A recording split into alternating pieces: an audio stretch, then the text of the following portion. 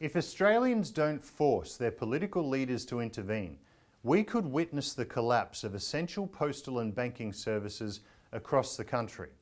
The Citizens Party is urging the new Australia Post Review to consider a national post office bank as the win-win solution to saving postal and banking services for all communities.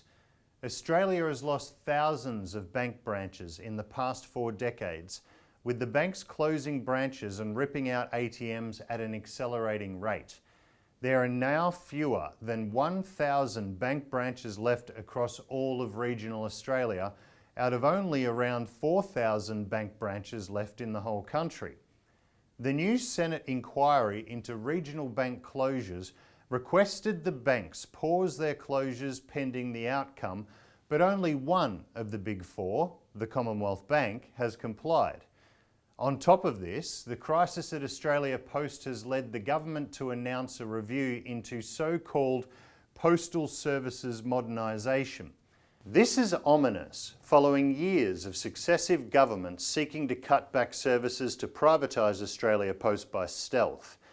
The last time was in 2019, when global management consultants Boston Consulting Group produced a secret report recommending the closure of 300 post offices and reductions to mail delivery days. Then CEO Christine Holgate rejected those recommendations, instead insisting on expanding services such as banking services. In 2018, she had negotiated a landmark deal with 3 of the Big Four banks to each pay a $20 million annual community representation fee for their customers to bank at post offices. The $20 million covered the ongoing cost of the postal network infrastructure to provide banking services, and the banks were happy to publicise that they had paid it. Following her infamous public ejection from Australia Post in 2020, which the Citizens Party exposed was related to her rejection of the Boston Consulting Group report and intention to establish a post office bank, the 3 banks renewed the community representation fee in 2021 and 2022. But, unlike when they did the original deal with Christine Holgate in 2018, the banks won't reveal what they paid for the community representation fee, calling the figure commercial in confidence. Neither will Australia Post and the government reveal the amount.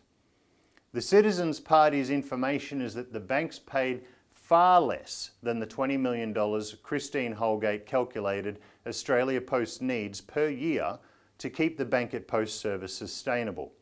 Worse, they cut back their payment at the very time they have been massively increasing the number of customers they have forced to use Bank at Post by closing branches. Australia Post figures show that in 2021 to 22, more than 14.5 million banking transactions were processed by Bank at Post in post offices. If those transactions occurred in Australia's 4,000 bank branches instead, that would be 70 extra branch visits per day or an extra 10 visits per hour.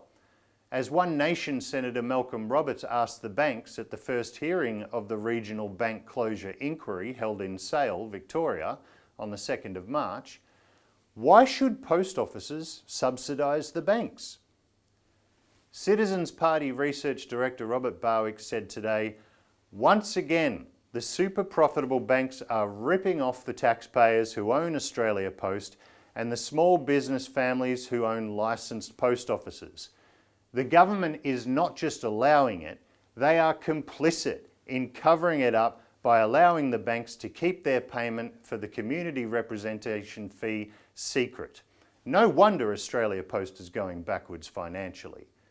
The government must intervene to save both postal and banking services by establishing a public post office bank which will serve all communities, increase revenue for Australia Post, and force the Big Four banks to compete.